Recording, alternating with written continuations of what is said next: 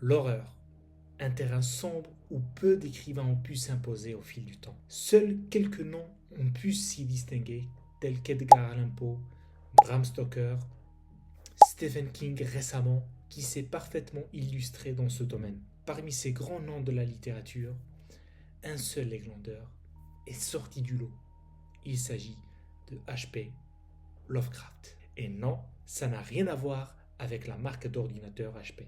Par un imaginaire inédit, l'auteur puise ses sources dans les traditions occultes et orientales. L'auteur ainsi réinvente le genre en introduisant un nouveau versant de terreur, celui du cosmique.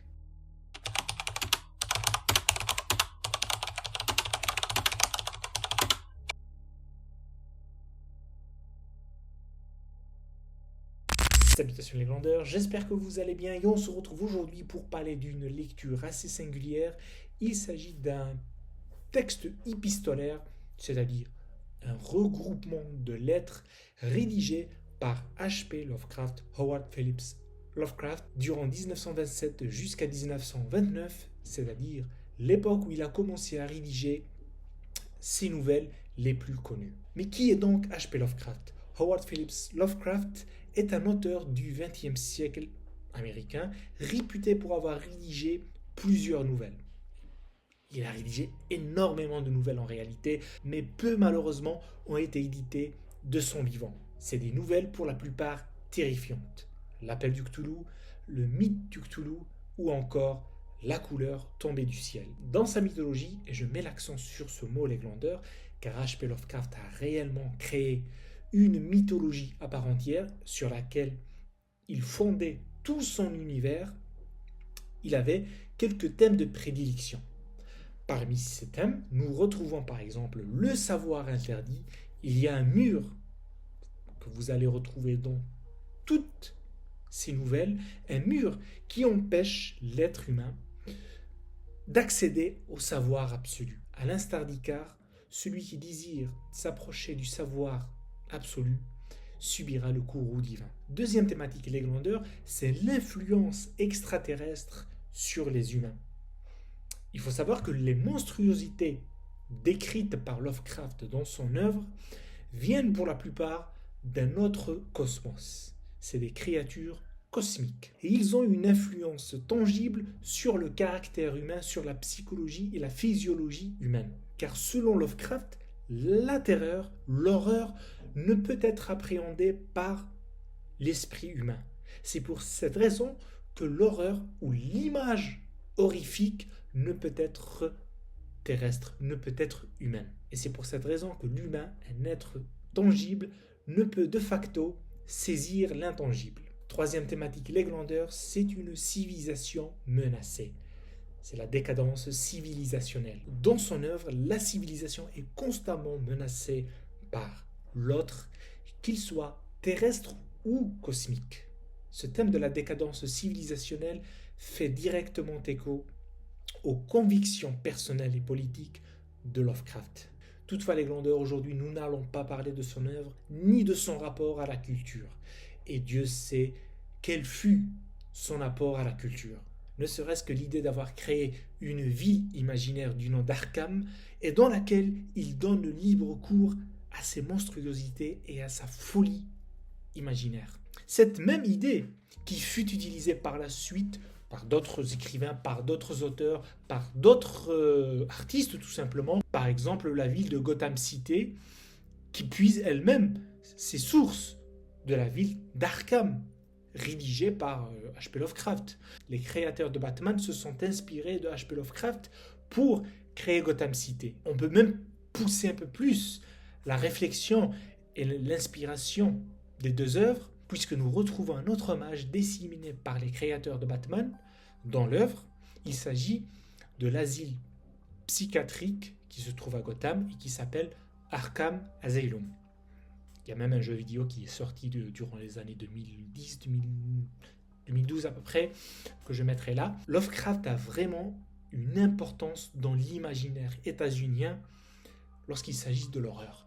Par exemple, Stephen King a aussi utilisé cette idée de créer une ville imaginaire, Castle Rock, pour laisser libre cours à son imagination et donner vie à ses personnages. Un des premiers à l'avoir fait, si ce n'est le premier, c'est H.P. Lovecraft. Mais on s'arrête là. Comme je l'ai dit, il ne s'agit pas d'analyser l'œuvre de Lovecraft, ni ce qu'il a apporté dans la pop culture et à la culture de manière générale, mais de parler de ce livre-là, de ses lettres qui nous apportent beaucoup d'informations sur sa manière de procéder, sur ses convictions politiques, ainsi que sur son imagination. Oui, les glandeurs. Aujourd'hui, nous allons parler du texte personnel de Lovecraft. Il s'agit des lettres envoyées à ses amis écrivains, à ses amis tout court, et même à sa famille. C'est des lettres rédigées entre 1927 et 1929. Il faut savoir que c'est durant cette même période qu'il a eu l'idée gigantesque et parfaite, ou je dirais une des idées les plus importantes dans l'univers horrifique et de l'horreur, de créer le monstre Cthulhu. C'est son monstre fétiche. Et aujourd'hui, donc, nous allons parler de son livre H.P. Lovecraft, des vagues fragments d'un rêve dans lequel je n'ai rien à faire, sélection de lettres, 1927-1928 aux éditions du 81. Comme je l'ai précédemment précisé, les glandeurs, ces textes ou ces lettres ont été rédigés entre 1927 et 1929 à l'encontre de ses amis. Et c'est cette même période où il a commencé à changer de style d'écriture et s'intéresser à la magie noire, aux traditions occultes, traditions orientales, etc. Et on va voir ça dans ce livre-là. Et il faut savoir aussi que c'est durant cette même période qu'il a bien sûr rédigé le mythe de Cthulhu, mais aussi il a rédigé un livre très important dans le lore Lovecraftien, si on peut dire. C'est le Necronomicon, un texte qui regroupe plusieurs textes rédigés soi-disant de manière fictionnelle par un arabe fou, un sorcier arabe fou qui s'appelle Abdul Hazred. En d'autres termes, c'est la période la plus prolifique de l'auteur. C'est durant cette même période que nous allons retrouver les pépites de Lovecraft. Le Necronomicon, le mythe du Cthulhu, puis l'appel du Cthulhu, la couleur tombée du ciel, etc. Lovecraft s'est dépassé durant cette période et il a rédigé ses plus grands textes. Ce livre, Les Glandeurs, très intéressant bien évidemment, peut être divisé en trois grandes parties. La première partie des lettres se focalise sur ses idées politiques, car Lovecraft, on l'oublie souvent, avait des idées politiques et il les défendait corps et âme. Il n'y a rien à dire là-dessus. Et même, elles alimentent son imaginaire. Elles sont présentes dans ses œuvres fictionnelles et même ici dans ses lettres, bien évidemment. Les critiques ont souvent qualifié de Lovecraft de raciste. Il y a un point important à noter, c'est que Lovecraft avait laissé paraître dans son œuvre fictionnelle et même dans ses autres écrits un racisme envers les Noirs. Ce racisme s'est peu à peu développé pour devenir un racisme envers tous les étrangers sur le sol des États-Unis. Voilà. Il faut le dire, il faut le préciser, Lovecraft était xénophobe. Chose dite, maintenant on peut creuser les propos pour savoir pourquoi Lovecraft avait cette répulsion envers les étrangers. Car selon lui, le métissage entraîne la dégradation d'une civilisation et de la culture de cette même civilisation. Ce n'est point le premier intellectuel à avoir affiché ou à avoir défendu cette thèse, notamment durant le début du XXe siècle. Beaucoup d'écrivains, beaucoup d'intellectuels ont défendu cette thèse qui a même atteint le sommet avec le régime nazi. Alors, ça c'est connu, je ne vous apprends rien de nouveau. Il y a déjà un texte qui a eu un impact décisif dans le monde occidental. Il s'agit de La crise du monde moderne par René Guénon. C'est un texte extraordinaire que je vous invite à aller lire. Et justement, dans son texte, René Guénon décortique en quelque sorte cette idée de la dégradation civilisationnelle et de la chute civilisationnelle. Il dit tout simplement que l'Occident, que le monde moderne, le monde occidental touche à sa fin et il ne connaîtra qu'une dégradation, une dépréciation. Et que sa fin est très très proche. Cette même idée, comme je l'ai dit, était partagée par plusieurs écrivains, défendue de telle ou telle manière, poussée de à tel ou tel point. Chacun avait sa propre idée là-dessus et chacun projetait ses fantasmes sur telle ou telle cause. Il y a des gens qui disaient que c'était une cause économique, il y avait d'autres qui disaient que c'était une cause tout simplement civilisationnelle, culturelle et plus précisément raciale. Et Lovecraft faisait partie de ce courant-là. Ce sentiment est d'abord né d'une évolution technique qui plonge la société moderne, qui plonge la société occidentale dans un matérialisme frénétique. Puis, peu à peu, vers l'universalisme, qui a effacé toutes les histoires, toutes les cultures de chaque tribu, de chaque race. Et les traditions ont été mélangées dans un maelstrom pour donner ce qu'on appelle aujourd'hui l'universalisme. Soit on est universaliste, soit nous sommes nationalistes. Et Lovecraft militait pour le nationalisme, militait pour la tradition, le traditionnalisme, pour ce genre de courant. Il était contre le matérialisme technique et ce qu'il apportait comme universalisme, tout simplement. Par exemple, les Glandeurs, à la page 179, voici ce qu'il dit. J'en suis sûr de qualifier la phase actuelle de la civilisation occidentale de décadente, car la vigueur raciale et culturelle brille davantage dans l'art, la guerre et la magnificence orgueilleuse que dans l'intellectualisme aride. L'engloutissant mercantilisme et le luxe matériel inutile d'une époque de standardisation et d'invention mécanique comme celle qui est maintenant à l'œuvre. Ça serait mieux si nous pouvions toujours être naïfs, amoureux de la beauté et ignorants, mais nous ne pouvons pas revenir en arrière. Memphis et Ninive, Babylone, Persépolis, Carthage, Ctésiphon, Athènes, Lacédémon, Rome, Alexandrie, Antioche et Tyr, toutes ces villes ont eu leur moment de gloire et leur crépuscule, leur grandeur et leur chute.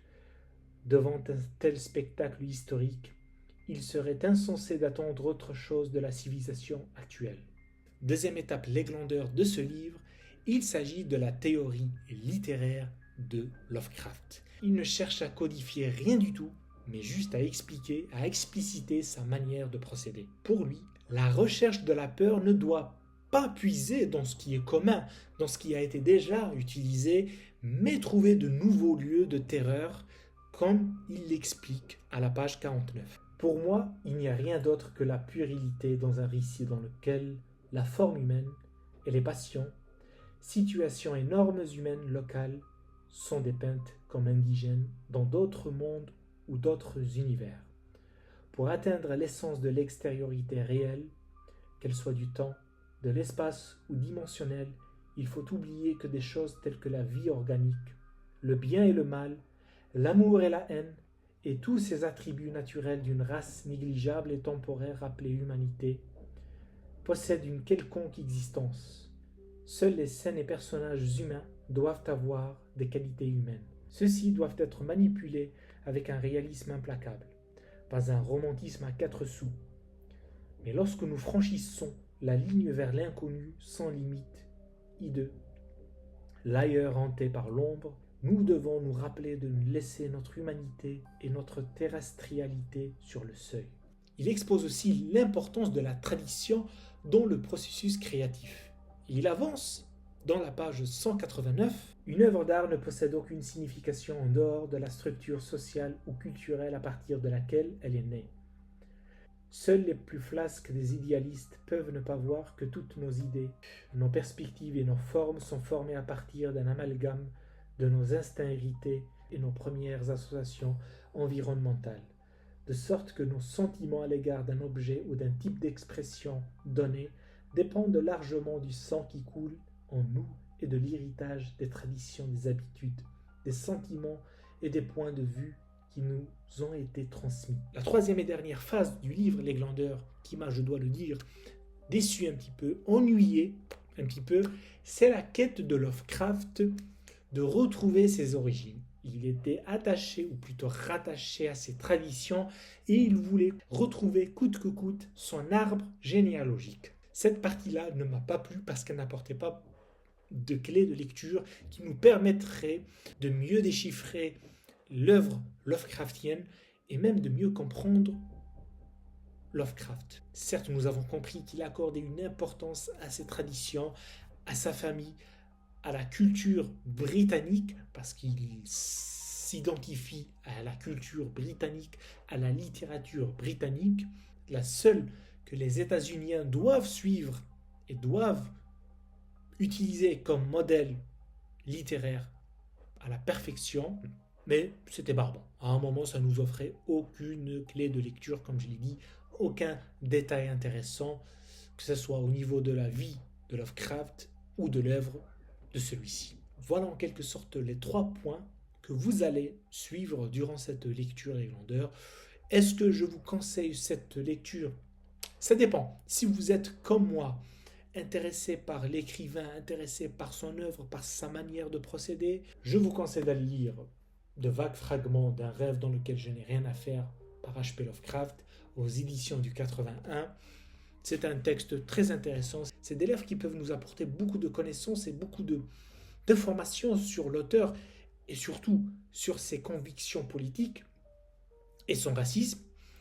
Mais si vous n'êtes pas intéressé par l'auteur et vous êtes seulement intéressé par ses écrits fictionnels, alors vous pouvez passer votre chemin. Vraiment, vous pouvez passer votre chemin.